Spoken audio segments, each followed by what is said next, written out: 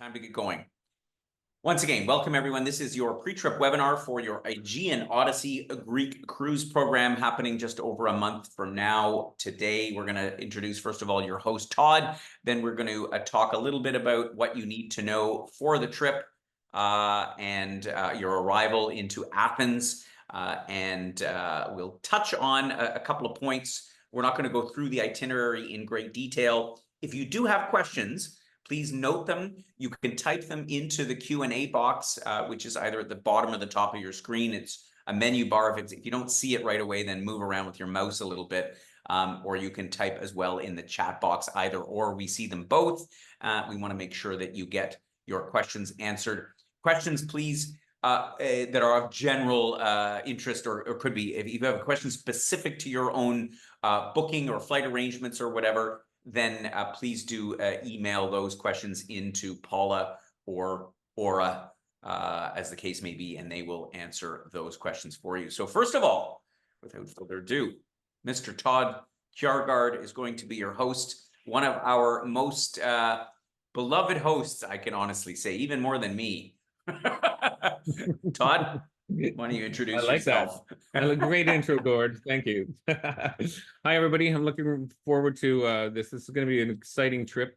I think this will be my 7th one with Wheel and Anchor now, and they have been nothing but enjoyable. So this is my first time that I'm going to be hosting in Greece. I have been in Greece. I was 16 when the first trip I ever took internationally was to Greece. We had travel club in our high school, and coming from Saskatchewan, anything was amazing outside of those 4 walls. So it'll be nice to get back there and see it. We've been to a few of the islands when I was there. I've been to Crete, didn't make it to Mykonos or Santorini, but we were on Hydra as well. So it'd be nice to go back and see a few of those as well. So I'm quite excited about that.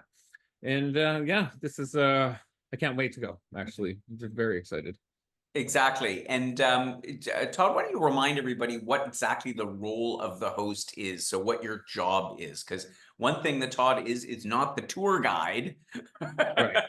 Okay, exactly. On that note, I don't know anything about where we're going. I'm just there to make sure everything goes right. So for the most part, I take care of all of the little things that can maybe change our itinerary slightly. If there's a weather change, we have to make some changes in scheduling. I'm part of that. I take care of if there's any issues you may have. What I cannot do is any extra bookings of things, any travel related stuff. That's going to always go back to Paul at the office. So any itinerary changes from booking of tickets and that type of thing, that is out of my purview.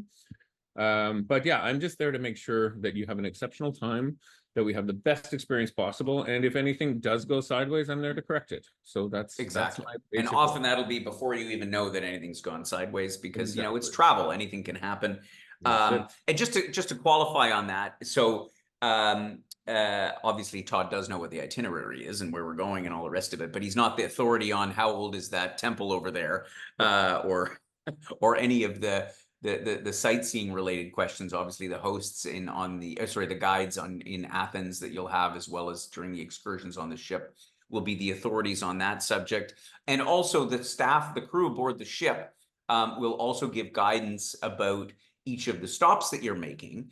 And so if you're choosing to go on an excursion or choosing to do stuff on your own, obviously Todd's going to inform himself as well, so that all in all, you know, it's like, you know, we'll create a great experience. So that's yeah. And so far, that's my role. That's Todd's role. Let's get into the packing and the preparation for the trip, things that you need to know. First of all, with regards to your passport and documents, as long as you have your passport, you know where it is. If you haven't used it in a while, dig it out, dust it off. Don't put it anywhere new. Put it back where it always is so you can find it. There's nothing worse than being in that panic a day before leaving, wondering where your passport is. We do get those calls from time to time. The only thing I suggest about this, though, is that you make copies of anything. And a copy may just be taking your phone and making a photograph of it. But as long as you have the information in a separate place, that's your passport, your e-tickets, any medications, any other critical information that you might need, Having a second copy available to you is either in digital format on your phone or in paper format is never a bad idea. In case, God forbid, anything should go wrong. But otherwise, obviously, Greece is in the EU, so you don't need anything. Have a quick check of your expiry date. I mean, our team looks at that, double checks the passports anyway, and if anybody's is coming up. Particularly if you've gotten a new passport, just pay attention to that. But as it shouldn't be a big issue for this. Let's talk about what to pack. Because obviously this is the big question: what do you need to bring for a trip like this? September is a perfect time to visit Greece because it's in the heat of summer. Like now, it's usually way too hot. September is still warm, right? You're going to have temperatures likely in the high 20s, maybe even warmer. It could still for sure get up over 30 degrees. So it's going to be warm. At night, it could drop down to the low 20s, not likely to be cooler than that, but it can be windy in September, particularly towards the end of the month. It's not uncommon. And so, all it takes is, 21, 22 degrees and a breeze in the evening, and it could be chilly. So keep that in mind in terms of having like a windproof jacket. You don't need anything super thick, but, have apparel for a cooler evening in case you should have one. I find it's funny when every time we say that, it ends up being warmer than we expected. I guess that's climate change. But have an adequate supply of warm clothes, swimsuit, or more than one, because you're going to be obviously swimming both from land as well as off the boat from time to time. Footwear is always critical. I don't necessarily always advocate for multiple pairs of shoes, but in this case, you want good shoes for walking around Athens, for walking around any of the towns. You can certainly go with open-toed sandals for that kind of thing, but keep in mind the terrain is uneven. The pavements, the sidewalks in Athens can be a real mess, and there's cobblestones. So good footwear for that. On board the ship, honestly, if it's warm, you probably want to wear flip-flops, maybe even go in bare feet, as well as for going to the beach. The beaches in Greece are often rocky, like pebbles. There are some sand beaches, but a lot of them are pebbly. So water shoes is not a bad idea to bring along if you're somebody that likes to swim at various, off the beach, because otherwise you may find some of the beaches a bit pebbly. So that's not a bad idea. It's casual. Everything is casual. There's absolutely nothing formal. Do not bring anything formal whatsoever. That being said, is when we're dining out, if you're dining out in the evening, sometimes it's nice to have something nicer to wear. But when we say nice, again, not formal, not semi-formal, just nice. Although this trip doesn't really have a lot of religious sites per se, but if you do go into Orthodox churches or any other places, monasteries, it is important to have something with you to cover up a bit, particularly for women with shoulders. They don't like too many exposed shoulders, and a pair of either light trousers or something for the knees. It's not a major issue on this trip, but it is something to keep in mind. Todd, what other things should people think about on this trip? Well, oh my God, where to start? So as far as what else to pack, like it is European, so we have to have the three-prong. Bring your adapters for sure. Also, keeping in mind that some of them, there could be power surges, so you want to have one with the surge protector if you can find one. That's not a bad idea. Yeah. If you're plugging in computers, that type of thing, then you want to have something that's going to at least give you the equivalency so that it's not going to be an issue with your battery. Are we talking about what's on board yet, or are we still? Yeah, well, no. Let's talk about like sun protection, right? I mean, it may be obvious, but have sunscreen for sure. Get a stronger one for your face than your arms. Absolutely, we are going to be basking in it, so enjoy that. I think just going back to the shoe thing for a minute, it is really important to note that when we get on these islands, it is rough terrain. So if you have a hiker, a boot type of thing, so something with some ankle support may not be the worst thing in the world either. just from past experience, what I've noticed is, the more support you have in your ankles, for especially if we're doing any little hills or anything like that, the better. Yeah, exactly. And the islands are hilly. Santorini, Mykonos, they're all hills. They're well-trodden paths, so we're not going off on any, major hiking, but just consider your own stability is I think a Poles, good thing if you to need remember. poles, bring your poles because that'll be handy. Yeah, always good to walk with poles. But talk about motion sickness for a second, like Ah, seasickness. okay. So I am a Your sufferer. favorite topic. Not my favorite. So generally I'm green on even the slightest like the slightest water, I still feel it and I do not feel well. But I found a product on Amazon, which what I'll do is I will send it out to on the Telegram, which we'll get to in a minute as well, but I'll send it out. I'll send a link to the image of it and what it is. They're all natural. Even if it's a placebo, it worked for me when we were in Croatia. We didn't have the craziest water there, but it was still, the boats do move. They are small boats. So I benefited greatly. I did not feel anything whatsoever from these patches. So I highly recommend them. I've given them to a few people on the trip and they were even, there was just a sense of relief. Nothing else had worked. The bands, those type of things never work for me, but these patches really do. So there is an But option. whatever your own remedy is the important thing. Or if you need to consult with your physician before you go, if it's an oral supplement like a Gravol or something like that, if you feel like you might need it, bring it along because it's easier than trying to find something there. The Mediterranean is not, the Aegean is not typically super rough, but you never know. I mean, you could get a freak storm that goes through and a bit of a wind, and then you're going to get some movement. So it's just something, please do take that into consideration and come equipped accordingly. You're on the water. We're often moored as opposed to tendering in, but nevertheless, something waterproof bags. I just use Ziploc bags personally to stick my phone and my wallet and whatever stuff I want to take ashore, just in case you should trip or something like that. And anytime around water, electronics obviously not a good thing. If you really want, you could take a dry bag or something like that. Probably not essential for this trip. Again, just get a good set of Ziploc bags. That'll probably do the trick. You might want to bring a small collapsible umbrella in case it should rain. Again, September isn't a super rainy month in Greece. If anything, it tends to be too dry. So keep that in mind. A dry towel is handy.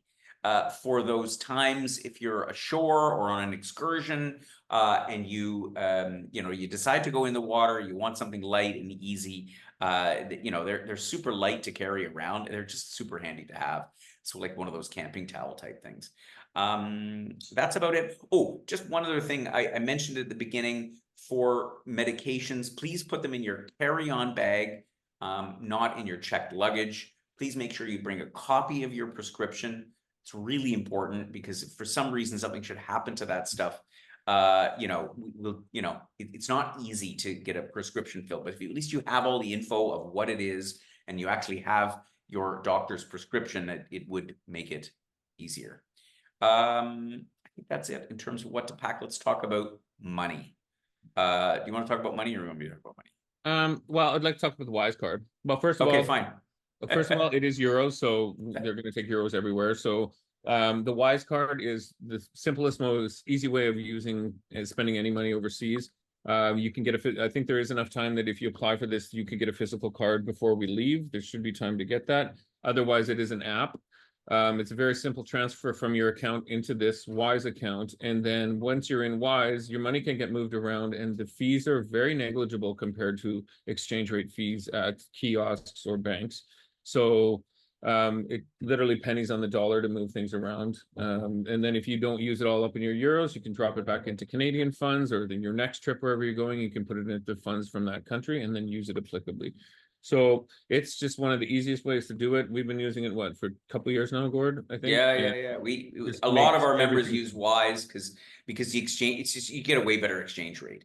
And you can take out about $300 Canadian with no ATM fees. After that, they do have a small fee, but in any event, it always ends up being a lot less expensive than using a card from home.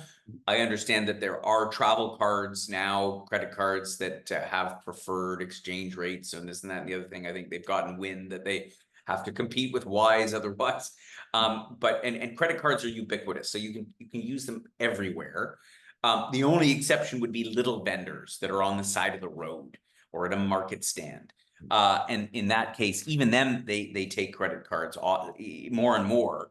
But you'll always get a better deal if you're paying or you're bartering in cash. And euros, let's face it, we're all travelers. I'm sure you can use your euros again. So having a few euros left over is not the end of the world. You mentioned Telegram. Say a few words Telegram. about that. So I think you should all have been kind of given notification about this in the package you were sent. It's the app that we use to basically, it's a broadcast channel, and we can also speak to each other through this. So what I do every day is in the evening prior to the day before, I send out a little itinerary of what's happening the next day. If there's some options on there, I send out the options as well. It's just sort of, so all the information is housed in one spot. You can always refer back to it because it's always there. And then it's also an opportunity for you to be in contact with other members on the trip. So if we're going for dinner, we're going here, we need a couple more people want to join. So that way the communication is easy it flows through quite easily. It's all housed in one spot. If we're not seeing each other, or some people are on land, some people are on the boat. This way it's all housed in one area, and you can refer back to it at any time as well. So I highly, highly recommend it. You have to have this actually. Otherwise you're going to miss part of the trip. So yeah. Exactly. And so the Telegram app, so just two things about that. Obviously, you need an internet connection. And so so let me talk about that for a second, what your options are in terms of an internet connection. There's Wi-Fi in the hotels, obviously. There's Wi-Fi on board the ship. They do charge for it. But of course, if you're out and about, you need mobile data. So there's two options there. One is you can either use your, a calling plan from home. The Canadian, like Rogers Bell, have these roam from home or whatever kind of programs. They are expensive. Or you can get a local SIM card. Two options there. Either you get a physical SIM card, that's that little tiny white card that fits into the side of your phone that you can buy right at the airport, or you can buy just about anywhere in Greece. They have them in corner stores.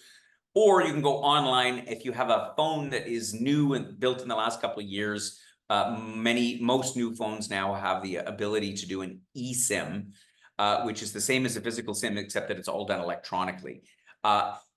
People ask us all the time, what eSIM should I get? I cannot give you advice on that because there are literally hundreds of providers in the meantime. Some of our members have had experience with Airolo, AIROLO.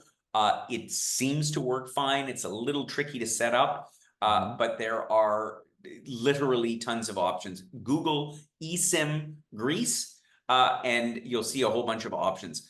I do recommend if you're going to go that route, you might want to, depending on how technologically savvy you are, you might want to consult with somebody of a younger generation to help you sort all that out. We are not the technology experts here. I would love to make this easy, but it is a bit tricky. But that is the more cost-effective option. You could probably get like a 14-day SIM card, or maybe it's 30 days for probably like 10 or 15 euros, the price of what you'll pay for 1 day of roaming service from Canada. Then you always have it. And then it's, you can use Telegram anytime, and it makes life easier. So we sort of leave that up to you. There are definitely options. Do please download Telegram before you leave. It's very important that you get it set up and running, because sometimes when you download it on your phone, it needs a password or a code that if you already arrive in the destination, then you download it then, and you don't have it, then it's like, it is phone number independent. So it doesn't matter that it's hooked up to your current SIM card. If you put in a new SIM card, it doesn't matter. Okie dokie. That's Telegram. Let me say a couple things about our health protocols. There's 4 points I want to make here. First one, real quick, our trips are non-smoking. That doesn't mean that others on the boat may not smoke. The boat is mostly non-smoking, with the exception there'll be a designated area for smokers that the crew will tell you about. It's usually somewhere at the back of the boat. But otherwise, if you're on excursions with other members, and just generally, the vast majority of our members are non-smokers. So we just ask that you not smoke on any wheel and anchor sort of sanctioned activities. That would be appreciated. Second point, Be aware of your alcohol consumption. Just in the sense of, yeah, just drink responsibly. I'm not going to say too much more about that. You are on a boat. You may be getting onto a tender, a small Zodiac boat for the one landing or another. I think most of your ports are actually you're moored at the port or the marina. But still, it's alcohol can make you unbalanced if you have too much. We all know that.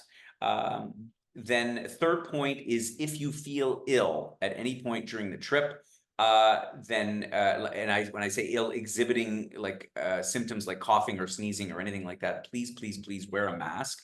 Bring one with you, just out of respect for your fellow members as well as the other people on the ship.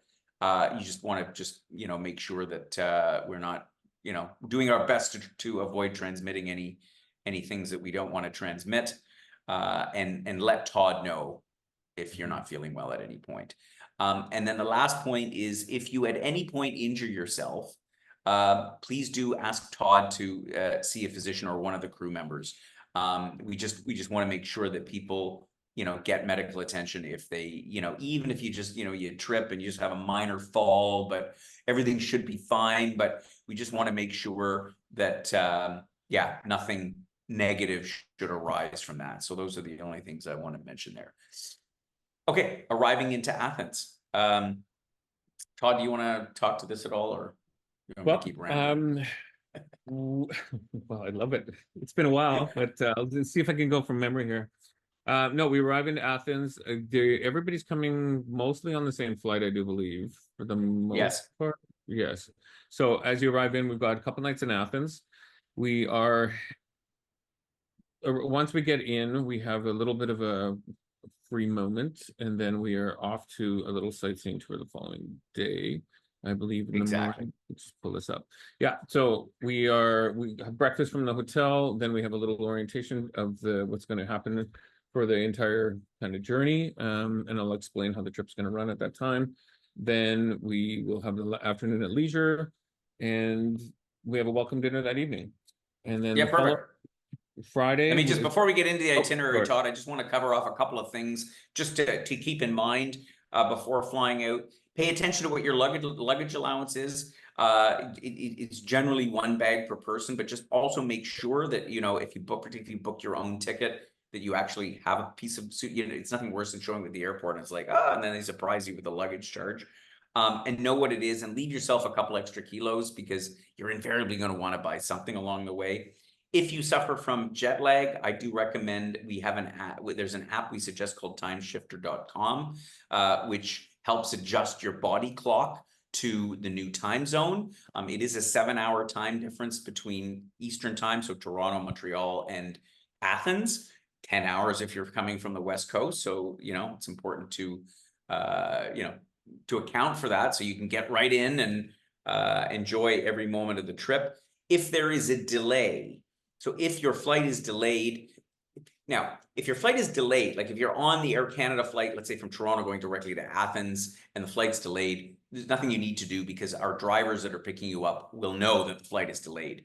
If you are on a connecting flight, so if you're flying from Vancouver to Frankfurt and Frankfurt to Athens and you miss the connection, there it is really important that you send Todd a note on Telegram. Again, that's a really important point so that he knows. And as well, you will, and this information is on the transfer voucher that you got, you will be in direct contact with our transfer driver. We work with a company called Welcome Pickups. They are going to send you an email probably 3 before your trip, like probably the day before or the afternoon before your flight leaves. You'll get an email message with the phone number of the driver and the license plate number of his car and all the rest of it. So if for some reason you are delayed, and I think, Todd, you're flying out with everybody, if I'm not mistaken. You guys are all flying out together, or are you flying out a day before? I'm flying out a day before. So Todd will already be there. So if you are flying out and arriving in on the 18th, then again, let Todd know. He'll certainly jump in to help as well. But it's important that you contact that driver and say, hey, I'm not on the flight. just so that they know not to be looking for you if you're not there. So that's important to keep in mind. Yeah, let's briefly look at the map. You've already looked at this before. I'm not going to go through it, but obviously you're starting in Athens. For the first couple of days, you go out of Marina Zeus, which is Piraeus. That's the port of Athens. And you're going to make a bunch of stops as you go all the way around, first of all, to Mykonos and Delos. Over here in the Cyclades, you're going to head down to Santorini, onto the island of Crete, specifically Rethymno, up to Kythera, and then you're back on the mainland here. Oops, I went too far. In Monemvasia and Nafplion, finally, your final stop. Hydra, sorry, is actually your final stop before you come back. So you get a great overview of the Greek islands. Coming in, of course, as you mentioned, Todd, when you arrive in that day, there's not too much planned for the first day. The hotel is right in the middle of Athens. Athens is a big, sprawling city, bustling traffic. Like there's a lot going on in this city, and it'll be warm. You can walk to a lot of places, but some places you can't. There is a metro system in Athens if you want to be really adventurous on your first day. But my sense is you'll probably want to hang, kind of relax and sort of get caught up on jet lag. And Todd will arrange for everybody to get together that first evening, so that you can, have a drink together, get to know each other, and talk about the plans for the next days. You are going to be doing a half-day tour that will include a visit up to the Acropolis. So you don't need to, sorry, I keep jumping forward. You don't need to worry about doing that on your own. You're going to visit Syngeros Square, the major sort of sites you will see, but there's so much more. And you've got a whole afternoon on the second day after the sightseeing tour, and you've got the morning before you head to the port to embark upon the ship. So keep that in mind. This is the time when travelers will go and Google Athens, things to do. Are there museums you want to see? Go and check it out for yourself, so you make best use of that time. You're also welcome to just relax. It's a great city to walk around. Again, it is hustling, bustling. Traffic is a little bit manic. So, you're welcome to do that as well. It's safe. So Athens is by day, no problem at all, even by night. But I don't recommend in any big city. I don't recommend in Toronto to walk around, late at night in certain parts of town that you're unfamiliar with. But it's absolutely safe. Okay, so that's Athens. Again, you'll embark on the Variety Voyager. I was just on the ship at the end of May. I was just taking a look, and she was just getting a little a fix up and a little overhaul, a minor, but she looks like she's in great shape. And I'm very excited for you to enjoy your time on board the boat. When you embark, as you know, you have a 500 euro credit, an onboard credit that you can use for anything on the ship that you would otherwise have to pay for. So that's beverages like your alcoholic drinks. That's the spa that they have on board. They have like a little massage room in there. That is your shore excursions. That is laundry. That is Wi-Fi if you choose to get it. So there's no reason why you shouldn't use all that up. But if for some reason you still have some left over at the end, then let us know. We'll arrange to refund you anything that's left. But I'm sure you'll use all that up for the different excursions. So talking about that, obviously there's a number of different excursions. We've given you the list. You've already pre-selected the ones that you'd like to go on. But as we mentioned in the documents, the excursions will be confirmed when they have sufficient number of participants. Now, based on the feedback from our group, we are already more than half the number of participants needed to run most of the trip. So the odds are pretty good that the excursions are all going to go. But you'll sort of see when you get there. But there are things to do in all of the stops, even if there isn't an excursion for some reason. Okay. So once again, I suggest having a look at the different stops, particularly if you're a little bit more adventurous. And even if you don't want to go on an excursion, Google the stops, check out what there is to do, and inform yourself accordingly, so that you will make the best choice for you. Because again, in Greece, there's an architectural angle on things. There's obviously a historical angle. You can just go to the beach, which is an absolutely wonderful thing to do at most of these stops. The Mediterranean at this time of the year, I think, is a perfect time to go swimming. There's little sailing trips you can do. there's all kinds of different options over and above the shore excursions. You're going to be pulling into the second day. So after the first night on the boat, you're going to pull into Delos, and then later in the afternoon, Mykonos. Mykonos, Santorini, the most popular islands in the Greek islands, they are busy. Depending on whether there's a cruise ship or how many cruise ships, because there's almost always cruise ships in Mykonos and Santorini, you know, will sort of determine how busy the town is. At Mykonos, for example, you're going to be either moored at the old port or at the new port, which is the larger cruise ship port, which is a couple of kilometers from the old town. That will only be known closer to once the captain gets his instructions from the you know, from the marine department. Either way, if you are parked at the if you're moored at the big place, for example, there's a shuttle bus. There's, I think, even a sea bus that you can take. It allows you to go into the old town. I recommend going up to the windmills in Mykonos. It's a great place to watch sunset because you're there for the whole evening.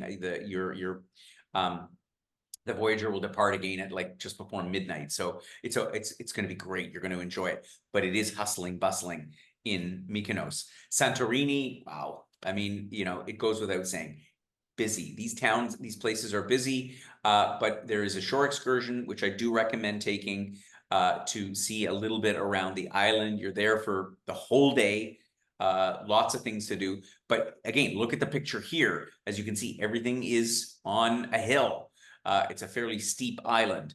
So keep that in mind, but you can walk around Fira, most of it on your own as well. And you can walk down to the beach. There's just so many things to do in Santorini. But if you want to get a good overview, I do suggest going on that. And I think everybody, almost everybody opted for that shore excursion. You'll get down to Crete, Rethymnon. I have not been to Crete. There's 2 different excursions here, but you can only choose one of them. So keep that in mind, that there are 2 different ones, but they run simultaneously. So you choose one or the other. If for some reason they didn't get enough for one, they might suggest to try the other one. I have not been to Rethymnon, I must admit. So, but it is a lovely Venetian style port. So once again, this is a beautiful place just to sort of wander around and enjoy the day, the part of the day that you're not on a shore excursion, or even if you do go on a shore excursion, there's still ample time because you're in at 8 in the morning and you're out later in the evening. You're there for the you don't depart till almost midnight, so you're literally there for the whole day. Nafpilon, another little island that you're going to visit. Well, actually, Nafpilon is on the mainland up in the Peloponnese. So there's a shore excursion there as well, as there is in Hydra, which will be your last stop before disembarking. So take a look through all that info. Again, I do recommend give yourself the benefit of a bit of research on the different stops and what there is to do, so that you've got a bit of a plan. And as I say, I know that Todd will be galvanizing everybody to go out and explore and do as much as possible. You're going to have a grand time in Greece because it's September in Greece. It's no better time to go, in my opinion. You'll disembark again, obviously in Piraeus at the port on the last morning. You'll be off the boat around 8:30 in the morning, and they'll have a transfer out to the airport for your trip home or for your onward journey. And that's basically it. So time for questions. And yes, I did see from Craig, yeah, there are forest fires happening right now. It's actually right on the fringe of Athens. So at the moment, the situation outside of Athens is a little bit critical. It's unlikely to get into Athens. Why? Because Athens doesn't have many trees in it, to be honest with you. Athens is, the city itself is a bit of a concrete jungle. So at the moment, given that our trip is almost 5 weeks away, there is nothing to worry about at this point in time. The central part of the city is not affected. The port is not affected. Our trip is not in any way affected, but there are forest fires happening in the periphery of Athens at this time. So thank you for raising that point, Craig. But as I say, I don't think that's an issue you need to be worried about. Are there any other questions? I haven't seen any other questions. I know a question. How many people are on the trip? There are, at this point in time, 10 guests on the trip. Although I know that there were a couple people that called in during our summer holiday closure that just finished today. Was our first day that Paula is back in the office. So you might have a couple more people. There might be a dozen people on the trip, but it's a nice small group, nice intimate group. You're going to have a marvelous time, yeah, you're going to see lots. And again, I kind of wish I was going myself, but you know, Todd beat me to the punch. Anything else that we want to mention there, Todd? Oh, I see another question just popped in. Are there any others? Yes, there are others. So we do, this is not an exclusive charter. I do not know how many are on the boat in total. The boat has, I believe it is 24 cabins. So there could be as many as 50 other people on the boat. I doubt it'll be completely full, but there will be other folks. And yeah, we don't know exactly what the number is, but you're going to comprise probably around a third of the number of people on the boat. So, is there food available for purchase on board? Well, your meals, you've got your meals generally on board. Again, look at the day-by-day itinerary, because some days, for example, Mykonos, you only have breakfast and lunch on board. The dinner is at your leisure in town. So there is no food. I don't believe that they sell food otherwise. Remember, this is like a yacht. It's not a cruise ship. So there's no cafeterias and all the rest of it. If you're really, really hungry at a time that they've always got coffee and tea out, and usually some, they've got some cakes for the afternoon. Let's put it this way. I've never gone hungry on one of these vessels before. But if you're somebody that likes to snack here and there, you might want to bring some nuts and so on. But I generally find that they'll have stuff there for you. And I think you could probably buy bar snacks or so on. But quite honestly, I would go to a little variety shop, a convenience store before. And, if you're somebody that likes to snack a little bit here and there, but nobody has ever gone hungry on a wheel and anchor trip that I'm aware of. It's not right, Todd. That's not a thing. It's not a thing. It's the opposite, actually. It's a complete opposite. Yeah, exactly. Exactly. Well, anyway, I won't say anything more about that, but the complaint that we usually get is too much food. Can you bring your own booze and food on the boat? Okay, good question, Craig. You are not supposed to bring outside liquor or beverages on the boat. That's any cruise ship these days. It's the same rule. In fact, the big cruise ships will often confiscate it from you and give it to you back at the end. If you stick something in your luggage or you sort of discreetly put it in your pack, then nobody's going to be any the wiser between you and me and the fence post. Don't tell them I said that. But you're not allowed to obviously consume your personally brought or purchased alcoholic beverages in the public areas. Again, that goes for any vessel of this type. And the same thing with the food. Well, if you have a bag of chips, I mean, nobody's going to be any of the wiser. So you can certainly bring that kind of stuff along, but be mindful with the alcoholic beverages if you do bring it on board, just be discreet about it, and you can consume it in your room. But no, they don't allow you to consume it in public areas. Drinking water safety issues. So there is bottled water provided on the boat. In fact, I think they give you a water bottle. And if Todd has enough room, I may even give him a few wheel and anchor water bottles to bring along with you to hand out. I don't recommend drinking the water. You can use the water on the vessel for like brushing your teeth and all the rest of it. I wouldn't go drinking it. They'll provide drinking water stations where you can refill. You can drink the water out of the hotel tap in Athens. I generally drink bottled water in most places, just mostly because the water may very well be safe enough and potable enough.